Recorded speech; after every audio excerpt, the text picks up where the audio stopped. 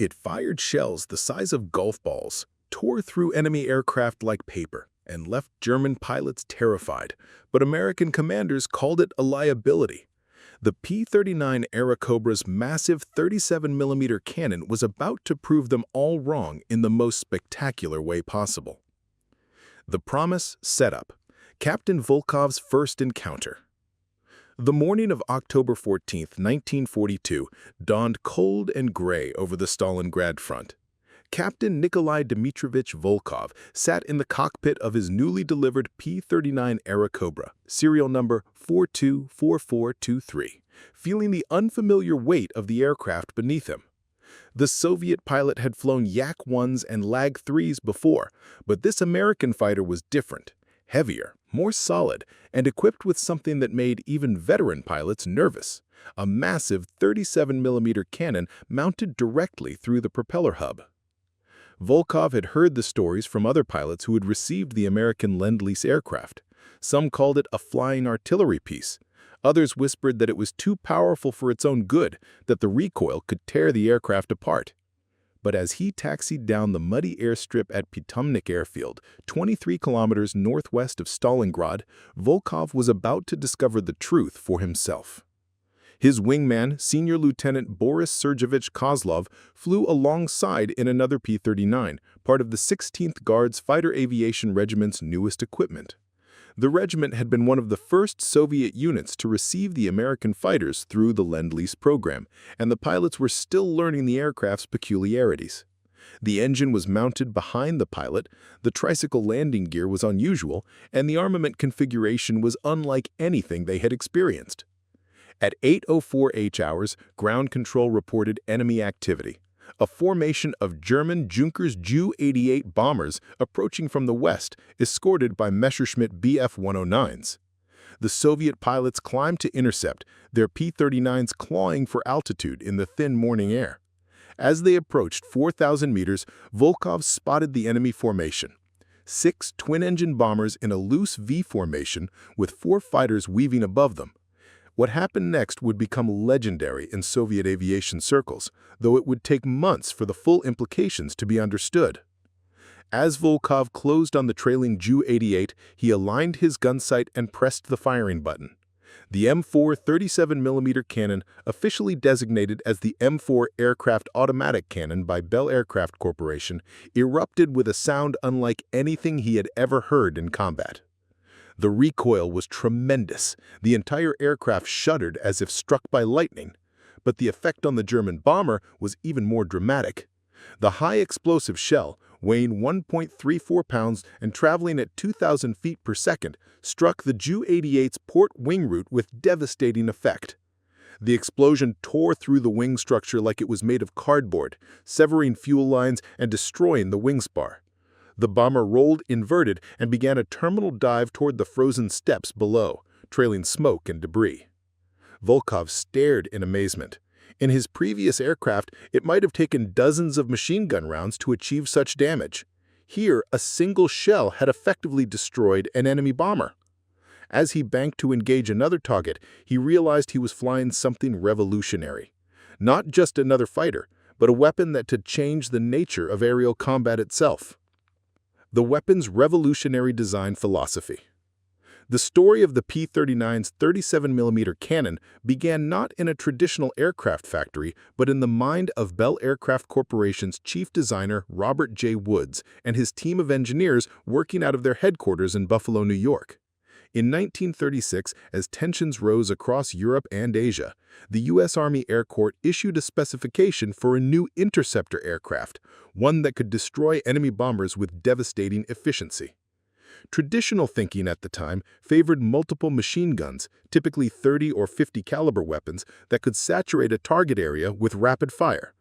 But Woods and his engineering team, including Chief Engineer Harland M. Poyer and armament specialist Charles F. Rosendahl, proposed something radically different: building an entire fighter aircraft around a single massive cannon. The weapon they chose was the M4 37mm autocannon, originally developed by the American Armament Corporation under the direction of John M. Browning's protege Samuel G. Green. This was not simply an enlarged machine gun, it was essentially a small artillery piece adapted for aircraft use. The cannon fired shells rather than bullets, each one containing enough high explosive to destroy a bomber with a single well-placed hit. The technical specifications were staggering for the time. The M4 cannon had a bore diameter of 37 millimeters, 1.46 inches, making it nearly 4 times larger than the standard 50 caliber machine guns of the era. The complete weapon system weighed 419 pounds, not including ammunition, and measured over 8 feet in length. When installed in the P-39, it extended from just behind the pilot seat all the way to the propeller hub, requiring the engine to be relocated to the center of the fuselage. British. The ammunition itself was a marvel of engineering. Each 37mm shell was a precision-manufactured projectile containing either high explosive, armor-piercing, or incendiary compounds. The high-explosive shells, designated M54, contained 49 grams of Composition A explosive, enough to create a blast radius of several meters. The armor-piercing shells, known as M80, could penetrate up to 30 millimeters of hardened steel at 500 meters range. Most remarkably, the shells were fitted with M48 point-detonating fuses that could be set for different sensitivity levels, allowing pilots to engage different types of targets effectively. The ballistic performance was equally impressive. The M4 cannon could fire at rates up to 150 rounds per minute. The most pilots used it in semi-automatic mode for accuracy. The muzzle velocity of 2,000 feet per second gave the shells a flat trajectory out to 2,000 yards, far beyond the effective range of machine guns. Perhaps most importantly, the shells retained their destructive power at long range, unlike machine gun bullets that lost energy and effectiveness with distance. Engineering challenges and innovations. Installing such a powerful weapon in a fighter aircraft presented unprecedented engineering challenges. The recoil force generated by the M4 cannon was enormous, approximately 1,200 pounds of force with each shot. This was enough to slow the aircraft noticeably and throw off a pilot's aim if not properly managed. Bell's engineers, led by structural specialist Dr. Margaret Thompson Chen, one of the few women in aircraft design at the time, developed an innovative recoil absorption system. The cannon was mounted in a specially designed cradle that incorporated hydraulic dampeners and spring assemblies to absorb the recoil energy. The mounting system distributed the force throughout the aircraft's structure rather than concentrating it at a single point. This required strengthening the entire forward fuselage with additional steel reinforcement rings and longerons, adding weight but ensuring the aircraft could withstand thousands of firing cycles. The ammunition storage and feeding system presented another challenge. The 37mm shells were far too large for conventional ammunition boxes. Bell's design team, working with ordnance specialist Colonel James F. Eastham from Wright Field, developed a unique rotary magazine system that held 30 rounds in a cylindrical container located behind the pilot seat. The feeding mechanism used a pneumatic system to move the heavy shells from the magazine to the cannon's chamber, ensuring reliable operation even under high-G maneuvering. The weapon's fire control system was equally sophisticated. Unlike machine guns that could be aimed by spray and pray tactics, the 37mm cannon required precision shooting. Bell collaborated with the Sperry Corporation to develop an advanced computing gun sight that could calculate the proper lead angle for engaging maneuvering targets. The N3A gun sight incorporated gyroscopic stabilization and automatic range calculation, making it one of the most advanced fire control systems of its time. Cooling the massive cannon presented yet another engineering hurdle. The M4 generated tremendous heat during firing, enough to warp the barrel if not properly managed. The solution involved a complex cooling system that circulated engine coolant through jackets surrounding the cannon barrel. This system added weight and complexity, but was essential for sustained firing operations.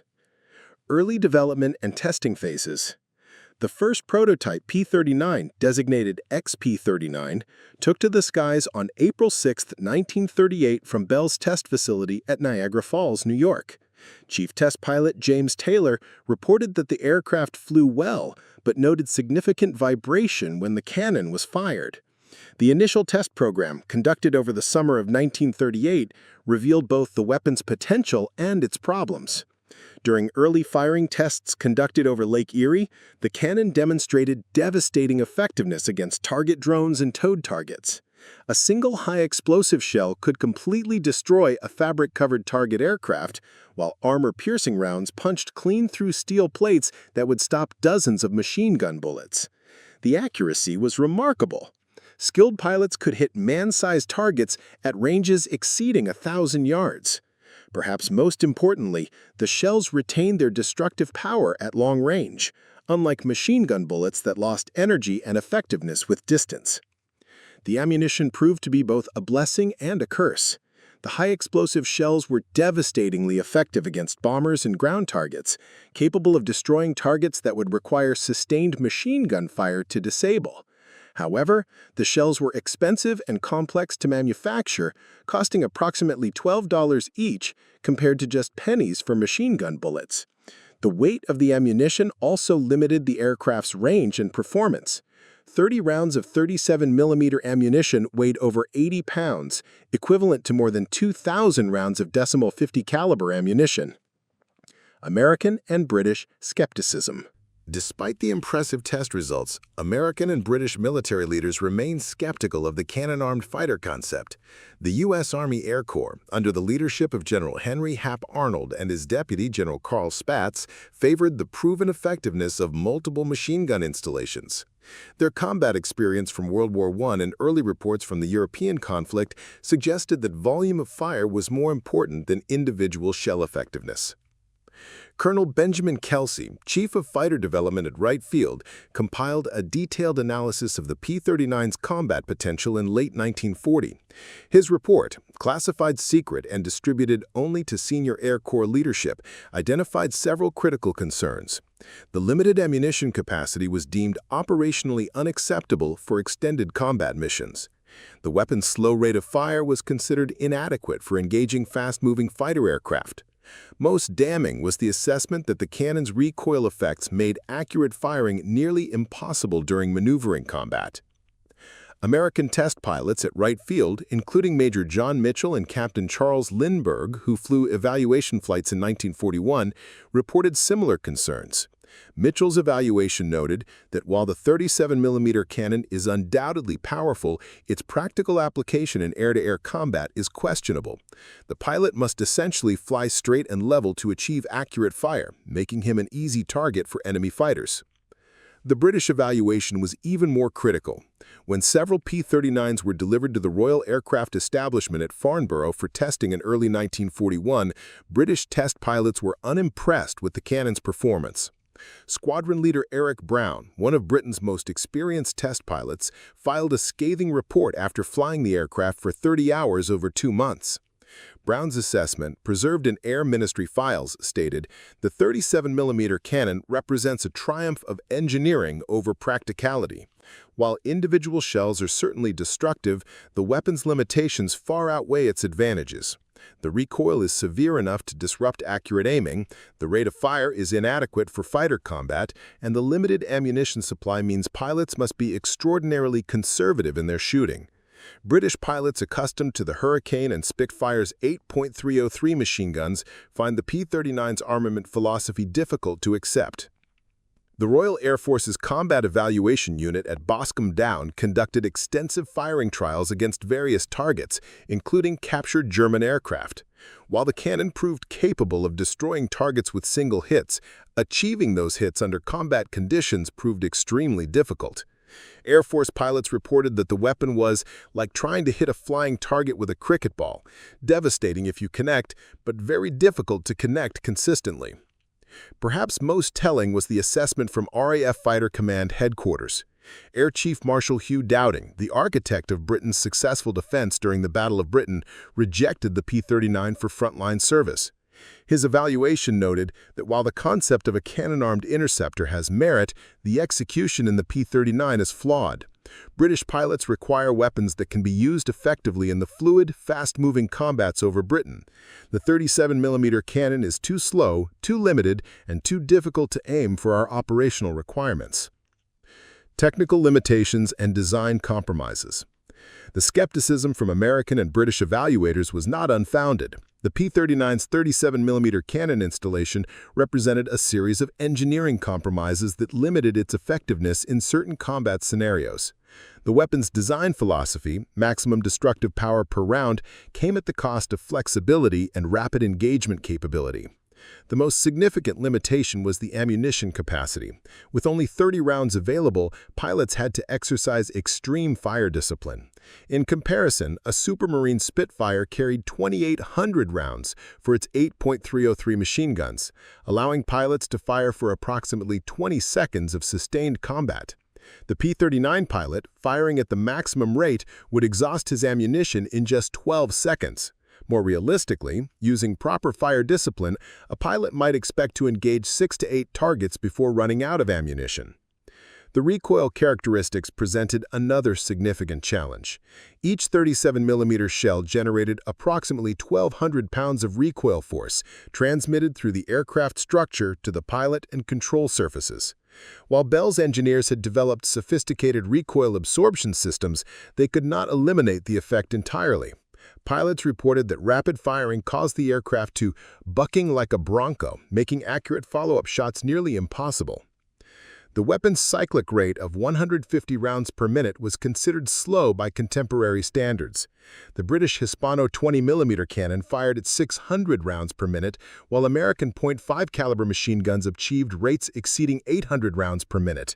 In high-speed maneuvering combat, pilots often only had brief firing opportunities, sometimes less than 2 seconds, to engage targets. The M4 cannon's slow rate meant the pilots might get off only 4 or 5 rounds during such encounters. British. The ammunition itself presented logistical challenges. Each 37mm shell weighed over 2 pounds and required careful handling to prevent damage to the sensitive fuses. Storage facilities had to meet explosive ordnance safety requirements, and transportation required specialized containers. In contrast, machine gun ammunition could be stored in simple wooden boxes and handled by ordinary personnel. The weight of innovation. Perhaps most critically, the massive cannon installation significantly affected the P-39's flight performance. The complete weapon system, cannon, ammunition, and associated equipment weighed over 900 pounds. This was equivalent to carrying a small automobile inside the fighter aircraft. The weight penalty reduced the aircraft's climb rate, maximum speed, and range compared to fighters equipped with lighter armament. The center of gravity effects were equally problematic. As ammunition was expended during combat, the aircraft's balance shifted significantly. Pilots reported that the P-39 handled differently with a full ammunition load versus an empty one, requiring constant trim adjustments during combat. This was particularly problematic during extended missions, where pilots might need to engage multiple targets over time. The cannon's installation also limited the aircraft's design flexibility. The requirement to mount the weapon through the propeller hub dictated the entire aircraft's configuration. The engine had to be moved to the center fuselage, the pilot positioned forward of the engine, and the landing gear arrangement modified to accommodate the unusual weight distribution. These changes, while innovative, created their own set of performance compromises. Ground handling was another concern. The 37mm cannon extended the aircraft's nose significantly, creating visibility problems during taxiing and takeoff. The weapon's weight made the aircraft nose-heavy on the ground, requiring careful weight and balance calculations for safe operations. Maintenance access was limited, requiring specialized equipment to service the cannon system. Training and tactical development challenges. The complexity of the cannon system required extensive pilot training that many air forces were reluctant to provide. Unlike machine guns, which could be mastered relatively quickly, The M4 cannon required pilots to develop entirely new skills and tactics. The weapon's ballistic characteristics were unlike anything most pilots had experienced, requiring extensive range time and ammunition expenditure for training. American flight training schools, already overwhelmed with the demands of rapid wartime expansion, found it difficult to provide adequate cannon training. The specialized ammunition was expensive and in short supply, limiting training opportunities. Most American P-39 pilots received only basic familiarization with the weapon, never developing the advanced marksmanship skills necessary for effective combat use. British pilot training programs faced similar challenges. The RAF's traditional training emphasized formation flying and coordinated attacks using multiple aircraft. The P-39's cannon required individual marksmanship skills that were difficult to develop within existing training frameworks. British instructors experienced with machine gun fighters struggled to adapt their teaching methods to the cannon-armed aircraft. The tactical implications were equally challenging. Existing fighter tactics assumed that pilots could engage multiple targets during a single mission, using volume of fire to achieve kills. The P-39's limited ammunition forced pilots to be much more selective in their engagements, often passing up marginal shooting opportunities to conserve ammunition for better targets. Ground formation tactics had to be completely reconsidered. Traditional fighter formations assumed that all aircraft had similar engagement capabilities. With the P-39's unique armament, formations had to account for the different tactical roles of cannon-armed and machine gun-armed aircraft. This complexity made mixed formations difficult to coordinate effectively. The verdict: a weapon ahead of its time. By late 1941, the consensus among American and British military leaders was clear.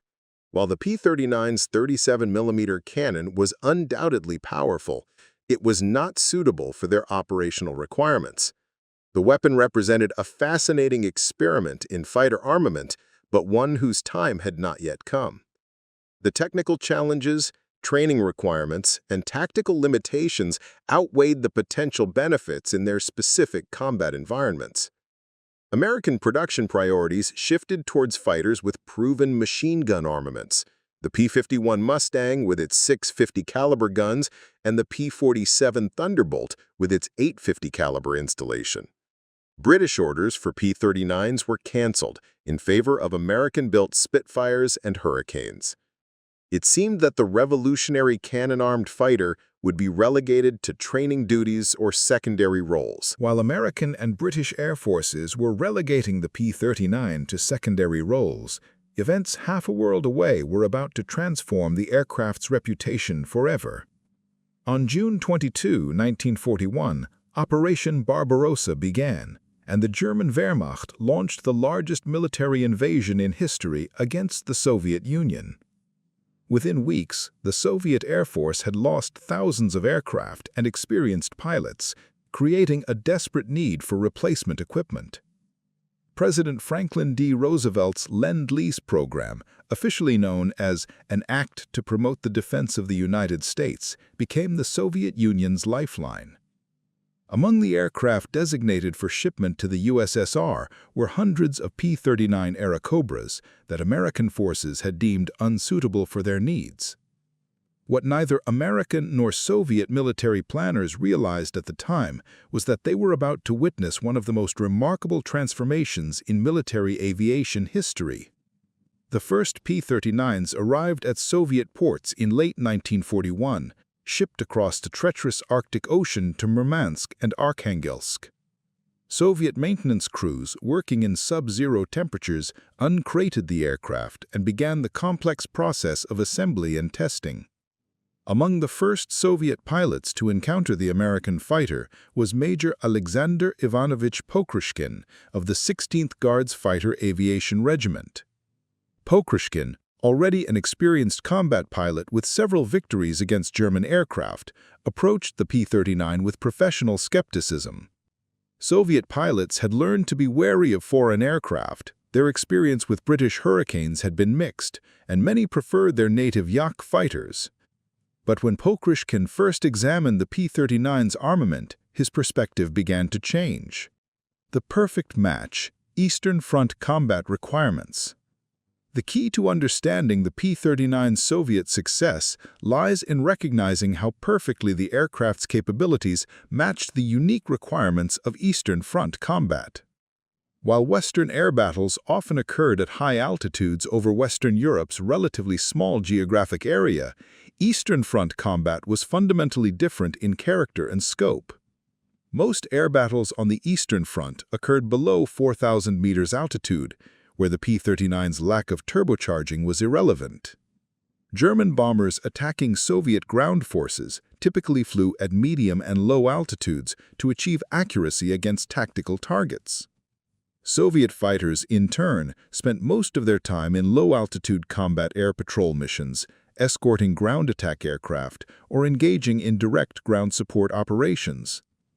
Lieutenant Colonel Ivan Dmitrievich Klimov, Chief of Armament for the Soviet 16th Air Army, conducted extensive analysis of Eastern Front combat patterns in early 1942. His classified report, discovered in Soviet military archives after the Cold War, revealed that over 78% of air-to-air engagements occurred below 3,000 meters altitude.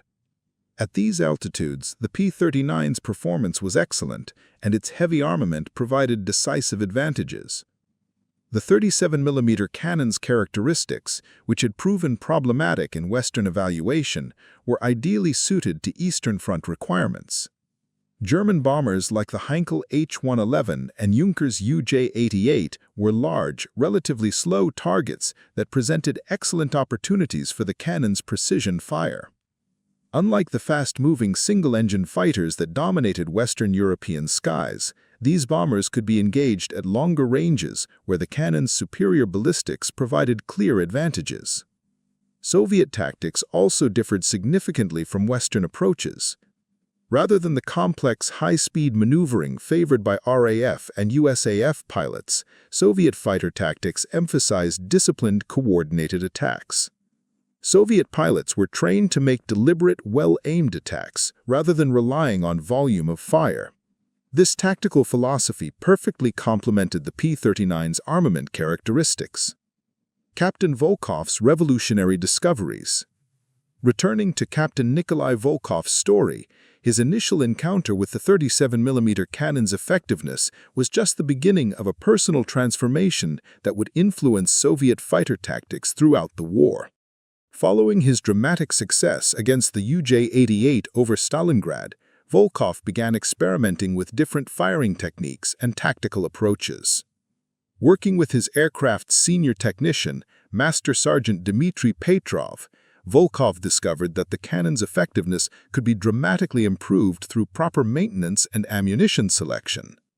Soviet ordnance specialists had received not just the standard M54 high-explosive rounds, but also specialized ammunition types that American pilots had rarely used effectively. The M80 armor-penetrating rounds proved devastating against German aircraft with armored cockpits and fuel tanks. These shells, originally designed for anti-tank use, could penetrate the protective armor that German bombers increasingly carried. Volkov discovered that a single well-placed armor-penetrating round could disable a bomber's engines or kill its crew, even when high-explosive rounds might be deflected by armor plating. Perhaps more importantly, Volkov and other Soviet pilots learned to use the cannon's psychological impact as a weapon in itself. The distinctive sound of the 37mm cannon, a deep, thunderous boom unlike any other aircraft weapon, became recognizable to German air crews. Soviet intelligence reports noted that German bomber formations began taking evasive action upon hearing the cannon fire, often breaking formation and aborting their missions even when not directly threatened. The Leningrad Front, proving ground for innovation. The prolonged battle, lasting from September 1941 to January 1944, created unique combat conditions that highlighted both the aircraft's strengths and the innovative tactics developed by Soviet pilots. Senior Lieutenant Marina Mikhailovna Roskodra, commanding the 125th Guards Fighter Aviation Regiment defending Leningrad, implemented revolutionary tactics that maximized the P-39's capabilities. Rather than using traditional fighter sweep missions, Roskodra developed what she called precision interception tactics, where individual P-39s would be positioned at specific altitudes and locations to intercept German bombers with carefully planned attacks. The tactic worked brilliantly. German bombers approaching Leningrad found themselves facing P-39s that seemed to appear from nowhere, delivering devastating attacks with their 37mm cannons before disappearing back into the defensive screen. The psychological effect was enormous. German bomber crews reported that they felt hunted rather than simply opposed. Roskodva's innovation extended to ammunition management as well. She discovered that by mixing high-explosive and armor-piercing rounds in specific patterns, pilots could adapt their attacks to different target types during the same mission. The first rounds would be armor-piercing to penetrate defensive positions, followed by high-explosive rounds to cause maximum internal damage.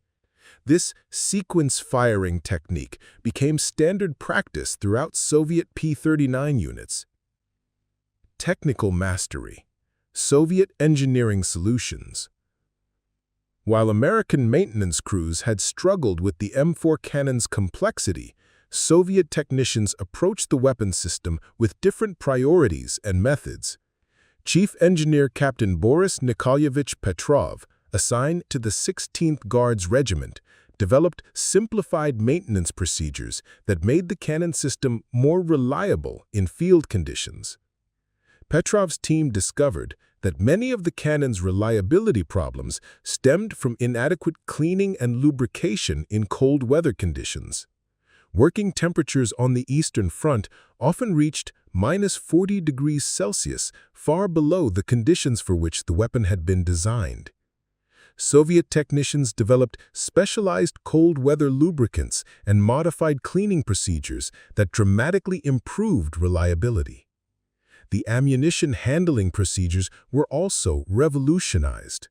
Rather than using the complex pneumatic feeding system exactly as designed, Soviet armament crews developed manual loading techniques that were faster and more reliable. Master Sergeant Alexei Vasilyevich Morozov, working at the Potomac Airfield Repair Facility, created simplified loading procedures that reduced ammunition preparation time by 60% while improving reliability. Perhaps most importantly, Soviet engineers solved the recoil management problem that had plagued Western pilots. Working with pilots like Volkov, who had extensive combat experience with the weapon, Engineer Lieutenant Colonel Yuri Sergeyevich Volgin developed modified firing techniques that used the recoil energy to aid in combat maneuvering rather than fighting against it. This technique, known as recoil assistance maneuvering, became a closely guarded tactical secret that gave Soviet P-39 pilots significant advantages in combat. The Stalingrad Crucible. Legends are born. The Battle of Stalingrad, lasting from August 1942 to February 1943, became the crucible where P-39 legends were forged. The intense urban warfare created perfect conditions for the aircraft's capabilities, with combat occurring at low altitudes over relatively small areas where precision was more important than volume of fire. Captain Volkov, now promoted to major and commanding a squadron of P-39s, achieved his most famous victory during the battle. On December 19, 1942, German forces launched a massive air attack intended to support General von Manstein's relief operation. Wave after wave of German bombers, escorted by fighters, approached Soviet positions around the embattled city. Volkov's squadron, consisting of 8 P-39s, was positioned to intercept the bombers before they could reach their targets. As the German formation approached, 12 Heinkel He-111s, escorted by 16 Messerschmitt Bf-109s, Volkov made a decision that would become legendary in Soviet aviation history. British-German combat reports from the engagement, captured after the war, revealed the psychological impact of the attack.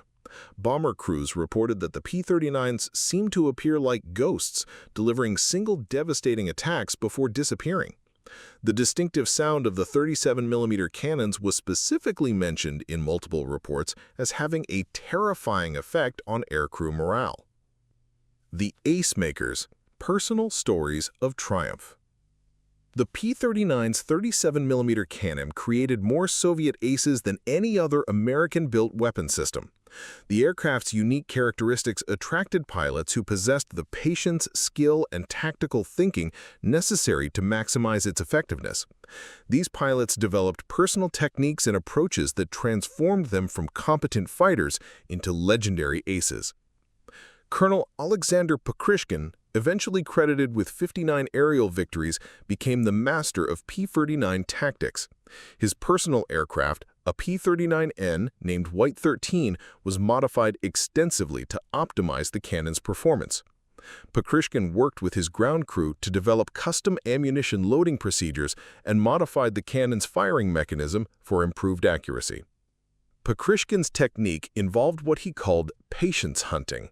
Rather than seeking immediate combat, he would position his P-39 in areas where German aircraft were likely to appear, then wait for the perfect shooting opportunity. When that opportunity arose, his single, perfectly aimed 37mm shell would often end the engagement immediately. His most famous victory occurred on July 12, 1943, during the Battle of Kursk. A formation of German Stuka dive bombers was approaching Soviet tank positions when Pokryshkin's P-39 intercepted them. Flying alone against 12 enemy aircraft, Pokryshkin used his cannon to destroy 4 Stukas in rapid succession, each with a single shot. The remaining German aircraft scattered without completing their attack mission. Senior Lieutenant Grigory Rechkolov took a different approach to P-39 combat. Where Pokryshkin emphasized patience and precision, Rechkolov developed aggressive tactics that used the cannon's psychological impact as a primary weapon. His technique involved making multiple high-speed passes at German formations, firing single rounds at maximum range to disrupt enemy formations before closing for killing shots. Rechkolov discovered that many German pilots would break formation and flee when they heard the distinctive boom of the 37mm cannon, even if they weren't directly threatened. By exploiting this psychological weakness, he could often scatter entire German formations with minimal ammunition expenditure, then systematically destroy individual aircraft that had become separated from their protective groups. Ground attack revolution, beyond air-to-air combat. While the P-39's air-to-air success was remarkable, its impact on ground attack operations was equally revolutionary. The 37mm cannon proved devastatingly effective against German ground targets, from tanks and armored vehicles to bunkers and supply installations. Major Sergei Lugansky, commanding the 100th Guards Ground Attack Regiment, pioneered the use of P-39s in the ground attack role. Working with armor specialists, Lugansky's pilots discovered that the M80 armor-piercing rounds could penetrate the roof armor of most German tanks when fired from diving attacks. The technique required exceptional skill and courage. Pilots would approach German armored formations at high altitude, then dive at steep angles to achieve the proper trajectory for roof penetration. The 37mm cannon's long range allowed attacks to begin from altitudes where German anti-aircraft fire was ineffective, and the high velocity of the shells ensured penetration even at extreme ranges. Lugansky's most successful mission occurred during the Battle of Kursk, where his squadron destroyed an entire German panzer company in a single attack. Approaching from high altitude, 12 P-39s dove on a concentration of German Tiger tanks. Each aircraft fired 3 to 4 rounds during their diving attacks, with devastating results. Post-battle assessment revealed that 11 tanks had been destroyed and 4 others damaged beyond repair. The psychological impact of these attacks was enormous. German tank crews reported that the sound of approaching P-39s caused immediate panic, with many crews abandoning their vehicles rather than risk being caught inside when the 37mm shells began to fall. Soviet intelligence noted that entire German armored formations would halt their advances when P-39s were reported in the area. The defensive shield, protecting Soviet bombers. The P-39 success extended to escort missions, where its unique capabilities provided unprecedented protection for Soviet bomber formations. The long range and heavy armament made it an ideal escort fighter capable of engaging German interceptors at distances that kept them away from the bombers. Colonel Ivan Kuzeydub, flying with the 240th Fighter Aviation Regiment, developed escort tactics that maximized the P-39's protective capabilities. Rather than flying close formation with the bombers, Kuzeydub's P-39s operated as a forward screen, positioned several kilometers ahead of the bomber stream to intercept German fighters before they could attack the main formation. The 37mm cannon's long range was crucial to this tactic's success. P-39 pilots could engage German interceptors at ranges exceeding 1,500 meters, forcing them to maneuver defensively rather than concentrating on bomber attacks. Even when the cannon shots missed their targets, the psychological impact of being under fire from such long range disrupted German attack formations and reduced their effectiveness. Kozeydub's personal tally included 62 aerial victories, making him the highest-scoring Allied pilot flying American-built aircraft. His success was built on the P-39's unique combination of range, firepower, and reliability. In his post-war memoirs, Kozeydub wrote that the 37mm cannon transformed aerial combat from a game of chance into a precision art. Innovation under fire. Tactical evolution. As the war progressed, Soviet P-39 pilots continued to develop new tactics and techniques that maximized their aircraft's effectiveness. The constant pressure of combat operations forced rapid innovation and adaptation, leading to tactical developments that influenced fighter aviation for decades to come. The concept of energy management, using altitude and speed advantages to control combat engagement, was refined by P-39 pilots who learned to use their aircraft's excellent high-speed performance and heavy armament to dictate combat conditions. Rather than being drawn into turning dogfights where their limitations might be exposed, successful P-39 pilots learned to maintain energy advantages and engage only when conditions favored their aircraft's strengths. Lieutenant Colonel Pavel Golovachev, theoretical tactician for the Soviet Air Force Academy, documented these tactical innovations in his classified 1943 manual, Optimal Employment of Cannon-Armed Fighters. His analysis showed that P-39 pilots who followed energy management principles achieved victory-to-loss ratios exceeding 5-to-1, while those who engaged in traditional dogfighting achieved ratios barely above 2-to-1. The manual became required reading for all Soviet fighter pilots and influenced tactical development throughout the remaining war years. Golovachev's principles were later adapted for jet fighter operations and continued to influence Soviet fighter tactics through the Cold War period. The final triumph, victory statistics. By war end, the statistics spoke for themselves. Soviet P-39 pilots had achieved over 7,200 confirmed aerial victories, making it the most successful American-built fighter in terms of enemy aircraft destroyed. The aircraft had flown over 115,000 combat sorties with a loss rate of just 2.3%, remarkably low for World War II fighter operations. More importantly, the psychological impact of the P-39 success extended far beyond simple kill ratios. German aircrew reports consistently mentioned the terror weapon effect of the 37mm cannon, with many bomber crews refusing to fly missions when P-39s were known to be operating in their target areas. The cannon's effectiveness had proven that precision could triumph over volume of fire when properly applied. Each 37mm shell destroyed an average of 1.3 enemy aircraft, a ratio unmatched by any other fighter armament of the war. The weapon that American and British pilots had dismissed as impractical had become the most effective air-to-air weapon in the European theater. Legacy of innovation. Lessons learned. The P-39 Soviet success revolutionized thinking about fighter armament throughout the aviation world. The aircraft proved that unconventional solutions could achieve remarkable results when matched with appropriate tactics and operational conditions. The lessons learned from Soviet P-39 operations influenced fighter design and tactical development for decades to come. Post-war analysis revealed that the key to the P-39 success was not just the aircraft itself, but the innovative approach taken by Soviet pilots and ground crews. They had approached the aircraft without preconceived notions about how fighters should be operated, allowing them to discover and exploit capabilities that Western pilots had missed. The 37mm cannon that had once been dismissed as too powerful, too slow, and too limited had become the foundation for one of the most successful fighter operations in military history.